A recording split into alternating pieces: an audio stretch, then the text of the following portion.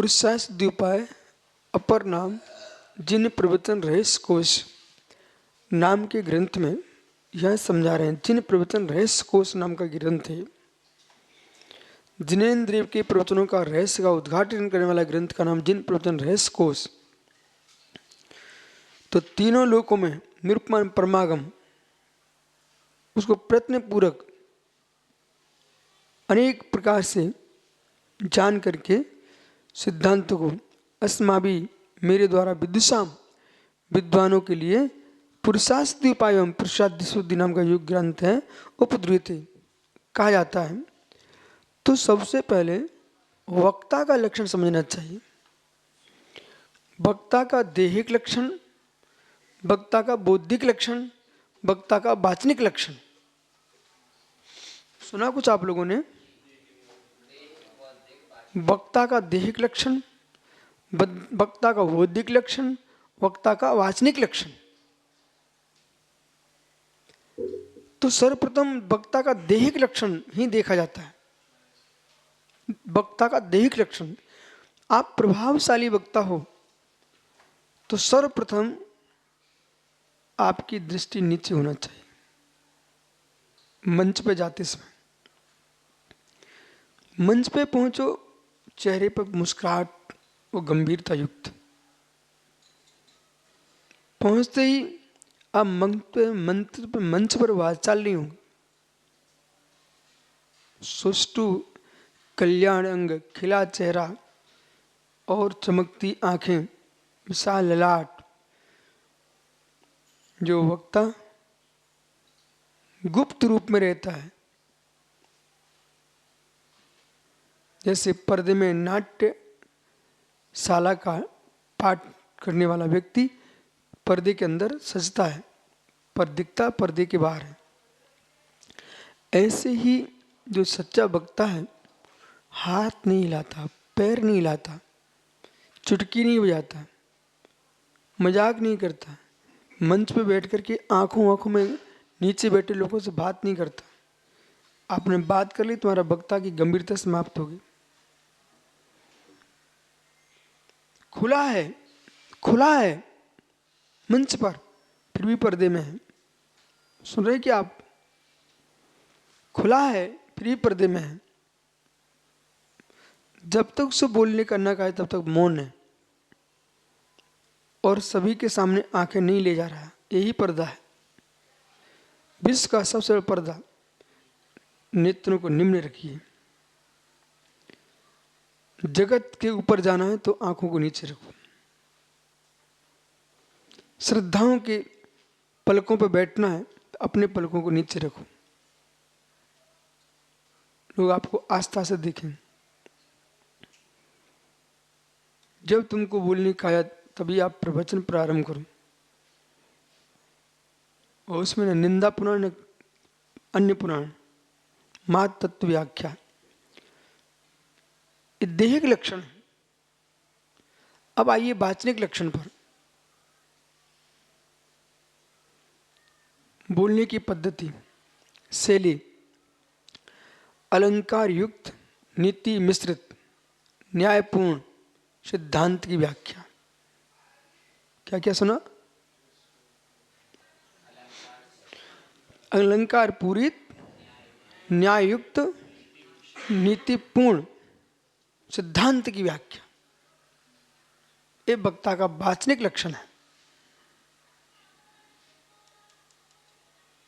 नीति नहीं है तो आनंद नहीं है, न्याय नहीं है तो बिल्कुल भी आनंद नहीं है, और सिद्धांत नहीं है तो व्याख्यान किसका?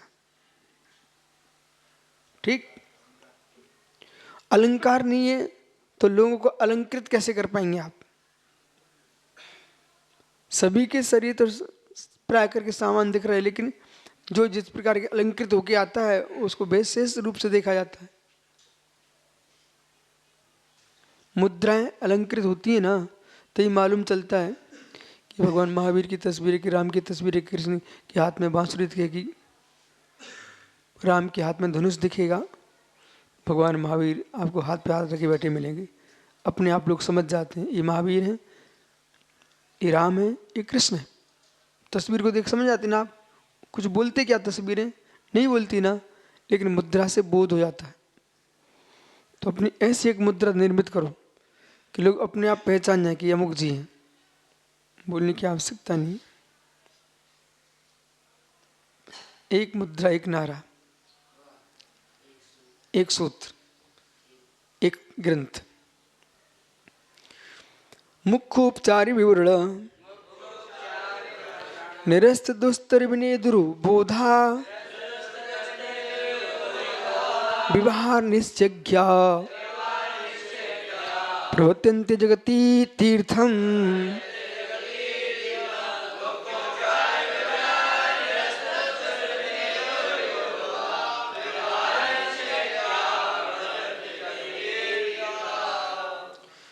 तो आपने वाचनिक, शारीरिक, अब बौद्धिक, बौद्धिक वक्ता का लक्षण, बौद्धिक कुशलता मतलब दूरदर्शिता, समयज्ञता, समयज्ञता, सिद्धांतज्ञता, सभा को पहचानने की योग्यता, काल सूचकता का बोध, व्याख्यान से प्रभाव क्या फैलेगा और क्या प्रभाव मिटेगा। अच्छा बताइए, आप प्रभाव फैलाना ही चाहते सुब्रसा कि मिटाना भी चाहते? आप 1 घंटा प्रवचन करने गए, आप प्रभाव फैलाने गए कि प्रभाव मिटाने गए?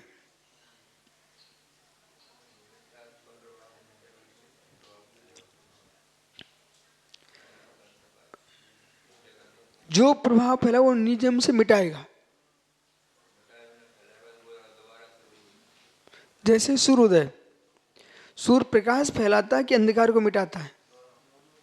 युगपत, युगपत, तभी तो सूर्य का प्रकाश है, अंधकार कैसे रह सकता है? ऐसी आपके व्याख्यान में आपका प्रभाव फैले और मिथ्या अज्ञानता का तम नष्ट हो, विपरीत वक्ताओं के व्याख्यान वहां धूमिल हो जाए, इतना प्रकाशमान तुम्हारा वक्तव्य होना चाहिए।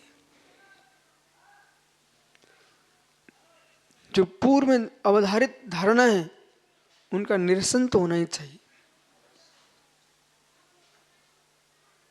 इसलिए बौद्धिक क्षमता ये है कि जो बुद्धिमान है, अपने आप को बुद्धि युक्त मानते हैं, वे भी अपने को आपको बुद्धि न्यून मान है, तो तुम्हारा बौद्धिक स्तर बढ़ा है।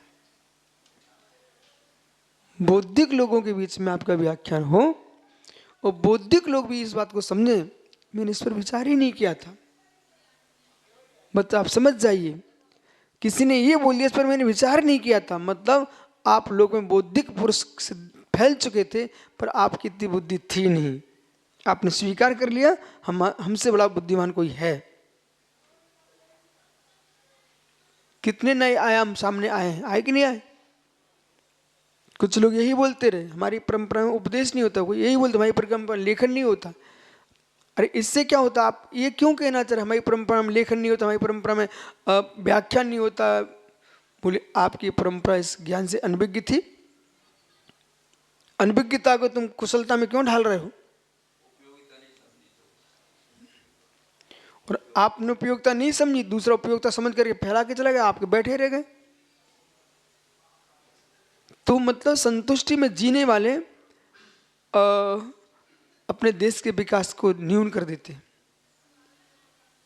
कुछ नया सोचो, नया विचारो, पर सिद्धांत से सोने नहीं होना चाहिए। सोने की डली को कूटो पीटो, चैन बनाओ, तिलक बनाओ, मुकुट बनाओ, तुम सोना वैसे ही रखे तो कुछ फायदा नहीं है। आभूषण बनाओ, लेकिन वो सोना ही रहना चाहिए, उसमें मिलावट नहीं होना चाहिए। हर सदी में रचनात्मक कार्य होते रहेंगे तो आपकी संस्कृति वर्धमान होती रहेगी। जो रचनात्मक कार्य करना शून्य हो जाते हैं वे रचनात्मक कार्य देखने वालों को दूसरी जगह भेज देते हैं। लगता है तुम्हारे घर के ही लोग तुम्हारे घर में ही हैं, पर तुम्हारे घर में वो रहते हैं, उनकी बुद्धि दूसरे घर में जाती है, क्योंकि तुमने रचनात्मक कोई कार्य नहीं किया। आपने कोई इमारत खड़ी नहीं की बड़ी सुंदर, तो जो जिसके यहाँ होगी उसको देखने जाएंगे। आपने कोई ग्रंथ नहीं लिखा वर्तमान में, तो लोग जो सुंदर होगा उसको पढ़ने जाएंगे। आपने साधना अच्छी नहीं की, तो जो साधक अच्छा होगा वो उसको लोग दर्शन करने जाएंगे। आप व्याख्यान अच्छा देना नहीं जानते, लोग जो अच्छा देना जानते उसको सुनने जाएंगे। सीधी बात है। आप जो है ना भगवान राम की व्याख्या करते, वर्धमान की व्याख्या करते, इनकी व्याख्या करते, आप नहीं कर पा रहे हो, तो विदेशी लोग हैं वे अपने अपने इष्टों की ऊंची ऊंची बढ़ा के बातें कर रहे थे, लोग उनको सुनने जा रहे हैं। और सुनना ही आप मैं समझ के सुनने ही बात जा रहे हैं, वो सीख के भी आ रहे हैं। फिर बच्चे प्रणाम करना भूल जाएंगे, यूं करेंगे यूं करेंगे यूं करेंगे यूं करेंगे, आप समझ जाओ। दोष किसका? आपका। चरण छूने की जगह घूंटे छूते, चरण छूने की जगह घूंटे छूते, समझ गए प्रमोद? हाँ, मतलब इसका क्या हुआ? और कहीं पहुंच गए बच्चे तुम्हारे। चरण उनके यहाँ छुए जाते हैं जिनके आचरण पवित्र होते हैं, घूंटे उनके छुए जाते हैं जो जिनकी बुद्धि घूंटों पर रहती है। इसलिए चौथा जो श्लोक है बहुत गंभीर है। मुखोपचार विवरण, मुखोपचार विवरण, मुख्य उपचार, निश्चय विभाग, इन दोनों का ज्ञान होना चाहिए। मुख्य और उपचार का कथन करने के, विवेचन के विवरण निरस्त दुस्तर विनेद रूपो था। जो वक्ता निश्चय और व्यवहार, मुख्य उपचार, देखिए सोने के, अरे अभी भैया के पास आरती की थाली थी, दूध का लोटा था ना भैया? आरती की थाली थी, दूध का लोटा था, पानी का गिलास था कि नहीं? ये उपचार कथन है। कोई लोटे दूध के नहीं होते, कोई पानी के गिलास नहीं होते, कोई आरती की थाली नहीं होती, लेकिन जिसमें दूध भरा है तो लोटा दूध का, जिसमें आरती रखी है थाली आरती की, जिसमें पानी भरा गिलास पानी का। ये उपचार हुआ किसके माध्यम से? आधार में, आधार आधे, तो दूध आधार है कि आधे? लोटा आधार है, दूध उसमें आधे है। आधार आधे संबंध इसके कारण से लोटा दूध का कहला रहा है। ये संबंधों का ज्ञान होना चाहिए ना। ये उपचार कथन है। आप बाहर जाते ना, वो ऑटो, अरे ऑटो कौन सुनता है, लेकिन आप किसी को सुनाना चाह रहे हो? रिक्शा चलाने वाले को, ऑटो चलाने वाले को, लेकिन व्यवहार क्या बोलता है? ऑटो को बुला लो भाई। ऑटो कैसे आएगा? ये उपचार। क्या इस उपचार कथन के बिना लोक चल सकता है, परमार्थ चल सकता है क्या? उपचार। और तुम सर्वथा झूठा बोल देते ना, ये तुम्हारी भूल है। अच्छा चलिए, क्या वर्तमान में कोई भगवान है क्या भैया? भगवान है कहीं? कहीं नहीं है, लेकिन मूर्ति को हम भगवान मानते कि नहीं? उपचार, उपचार। भगवान तो ही नहीं है, अभी कहीं भी नहीं है, न मंदिरों में, न मठों में, न तीर्थों में, कहीं भी भगवान नहीं है। वहां तो प्रतिमा है भगवान की, लेकिन भगवान के हमने उन पे प्रतिष्ठा की है, संस्कार की, स्थापना, निक्षेप, उपचार। ए बालक, वो ग्रंथों की अलमारी रखी सामने, पहले सुनो ना। ग्रंथों की अलमारी, बोले कपड़ों की अलमारी, कपड़ों का कमरा। अरे कपड़े कपड़े, कमरा कमरा है, लेकिन इसके बिना तुम जाओगे कहां? बोले कहां जाओ? ये कपड़े वाले कमरे में चले जाओ। ओ समकित सागर जी, आप कौन हो? तुम ब्रह्म हो? आप ब्रह्म हो? ये किससे बोल रहे हैं आप? ये भी उपचार है, क्योंकि ब्रह्म शब्द भिन्न है और जो ब्रह्म है उसमें शब्द ही नहीं है, जो शब्द है उसमें ब्रह्म ही नहीं है। आप अपने आप को ब्रह्म बोल रहे हैं ना, बड़े होशियार होकर के। मतलब मैं कह रहा हूं आप होशियार होकर के बोलना चाहिए मैं ब्रह्म हूं। अरे ब्रह्म हूं तो ब्रह्म बोल क्यों रहे हो? वचन तो पौद्गलिक है।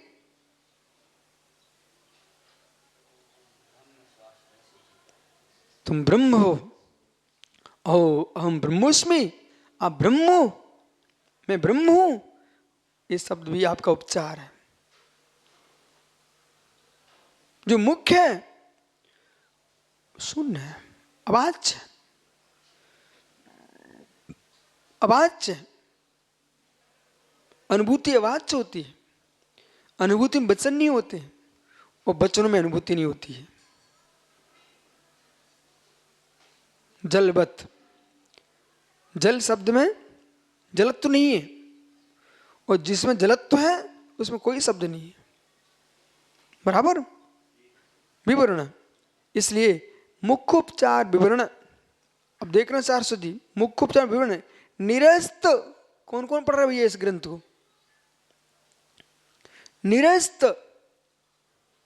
दुस्तर विनय दुर्बोधा, क्या सुंदर शब्द है। निरस्त दुस्तर विनय दुर्बोधा। जो विनय यानी शिष्य, जो शिष्यों के अंदर दुस्तर अज्ञान का अंधकार भरा हुआ है, दुर्निबोध है, निरस्त, उसको दूर कर दे। कैसा वक्ता, कैसा ज्ञाता? जो निश्चय व्यवहार दोनों को जानने वाला है। व्यवहार निश्चयज्ञा, व्यवहार निश्चयज्ञा। बताओ ऐसे महान ग्रंथ को लोग पढ़ते नहीं है। पुरुषासिद्धि उपाय की भाषा देखिए आप, पुरुष के उपाय की सिद्धि बताई गई इसमें। व्यवहार निश्चयज्ञा, जो निश्चय निश्चय को जानने चाहते वे अज्ञानी है, जो व्यवहार व्यवहार को जानते वो अज्ञानी है। वेदांत की भाषा बोलो, सुनिए, उन्होंने निश्चय व्यवहार शब्द का प्रयोग नहीं किया। परमार्थ, परमार्थ लोक, लौकिक ज्ञान भिन्न है, परमार्थ ज्ञान भिन्न है। परमार्थ में जाने वाला लोक से शून्य होना चाहिए, पर लोक से शून्य नहीं हो जाएगा तो परमार्थ में प्रवेश कैसे करेगा? क्या? इसलिए आत्मज्ञ के लिए सर्वज्ञ बनना है। आत्मज्ञ के लिए, जनागम की भाषा बोलूं, आत्मज्ञ के लिए सर्वज्ञ बनना है तो फिर आपको सर्वज्ञाता बनना पड़ेगा। निश्चय व्यवहार का निर्णय दृष्टि में हो, तुम्हारी दृष्टि एक से भी शून्य न हो, पर एक वो भी निज रूप न मानने वाली हो, वही सच्चा ज्ञाता है। व्यवहार निश्चयज्ञा। महात्माओं, आज का व्याख्यान अपने मस्तिष्क में रखना जीवन पर्यंत के लिए। व्यवहार निश्चयज्ञा, जो परमार्थ और व्यवहार दोनों को जानते हैं वे ही सर्वज्ञ हैं लोक के। वे पिटते हैं, जो मां व्यवहार में जीते हैं वे तत्व ज्ञान शून्य। जो तत्व ज्ञान की बात कर व्यवहार शून्य, उनके तत्व ज्ञान कोई प्राप्त नहीं कर सकता। वे झगड़ा करा देंगे देश में, वो करा ही रहे झगड़ा ऐसे लोग, एक नए में जीने वाले। व्यवहार निश्चयज्ञा। अब सुनिए अगला शब्द कितना सुंदर है, प्रवर्तन्ते जगति तीर्थम। आहा, व्यवहार निश्चयज्ञा प्रवर्ते जगति तीर्थम, व्यवहार निश्चयज्ञा प्रवर्ते जगति तीर्थम। जो व्यवहार निश्चय दोनों को जानने वाले हैं ऐसे जीव ही आचार परमेष्टि जगत में धर्म तीर्थ की प्रवृत्ति कराते हैं। धर्म तीर्थ को आगे बढ़ाना है तो आपको निश्चय व्यवहार दोनों को ज्ञाता होना चाहिए। व्यवहार लौकिक ज्ञान, परमार्थ ज्ञान। लौकिक ज्ञान, परमार्थ ज्ञान, दोनों ज्ञान होंगे। निश्चय भाषा, व्यवहार भाषा, अध्यात्म भाषा, आगम भाषा, दोनों के ज्ञाता होंगे, तब अपने सिद्धांतों को तो आप जगत को दे पाएंगे।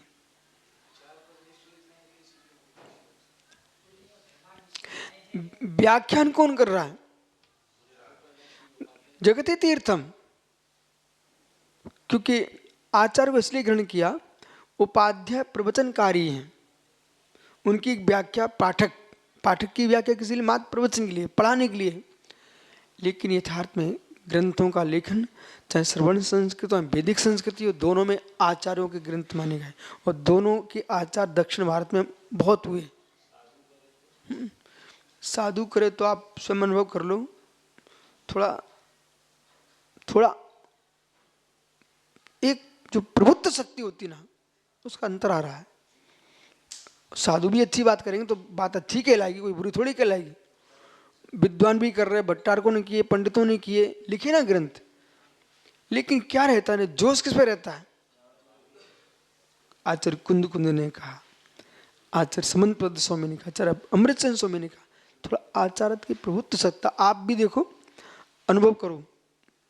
जो समझदार दीक्षार्थी है वो आचार्य को खोजता है। वो भावुकता मुनि से दीक्षा ले भी ले, तो फिर बाद में जब उसको समझ में आता ना, तो वो सोचता है अब वो आचार्य बन जाए। तब वो जय बोलने में उसको शिकार बोले, हम हमारे गुरु तो मुनि महाराज थे। बहुत सारे विकल्प आते उनको। तो एक पद की गरिमा रहती है और पद का बहुत बड़ा बहुमान है। और आचार्य जो है ना, क्योंकि चलते फिरते लोगों को आचार्य नहीं बनाया जाता, जो आगम दृष्टि है वो ये है कि भाई तुम श्रुतज्ञ हो, 14 विद्या के ज्ञात हो, अथवा तत्काल में जितने आगम हैं उनमें तुम्हें कुशलता होना चाहिए, साथ में संघ संचालन की योग्यता होना चाहिए, और लोकप्रियता। मूल बिंदु क्या है? देश का प्रधानमंत्री बना दें और लोकप्रिय ना हो तो उसका प्रधानमंत्री नहीं बनना चाहिए। उसको लोकप्रियता बहुत अनिवार्य है, जिसको आगम की भाषा में आप बोलिए मनोज्ञ। आचार्य को होना चाहिए मनोज्ञ। क्यों? क्यों? अच्छा सुनो, एक खजूर का वृक्ष लंबा, उसके आश्रय कितने ग्रीष्म काल में कितने पथिक बैठते उसके भी नीचे? एक बट का वृक्ष है, बट वृक्ष की छाया देखो। आम्र का वृक्ष, शीतल मधुर छाया, हर व्यक्ति बैठना चाहता है। अभी नीम का मौसम चल रहा है, क्या सुंदर कोपल आ रहे हैं नीम में, आदि बैठता शीतल छाया में, स्वस्थ रहता है। ऐसे ही प्रभुत्व सत्ता संपन्न जो आचार हैं, उनके सारे छाया में हर व्यक्ति बैठे, उनसे दीक्षा लेना चाहते। क्योंकि आगम कह रहा है कि प्रभुत्व सत्ता संपन्न आचार से दीक्षा लोगे तो शिष्य जैसे धनपति के बेटे को अपने आप में लगता है कि मैं कुछ हूँ, ठीक है, और गरीब के बच्चे, ठीक है पिता गरीब है, पिता गरीब है, अंतर तो आता है भावों में। ऐसे तुम्हारा गुरु प्रभावी है ना, तो शिष्यों को भी आनंद आता है। और जिस दिन तुम्हारे गुरु की अच्छी प्रवचन हो जाए, अच्छा कोई विषय निकल पड़े, तो हमने अनुभव किया पूरा संग मुस्कुराता है। मुस्कुराता कि नहीं? गुरु प्रभावी होना चाहिए, इसलिए आचार्य को प्रधानता से कथन किया गया। जगत ही तीर्थम, जगत में तीर्थ को चलाने वाले, प्रवचन करने वाले, धर्म का प्रचार करने वाले वे ही लोग हैं जो व्यवहार निश्चय ज्ञा, जो व्यवहार निश्चय दोनों को जानने वाले हैं। शेष आगे विचार करेंगे।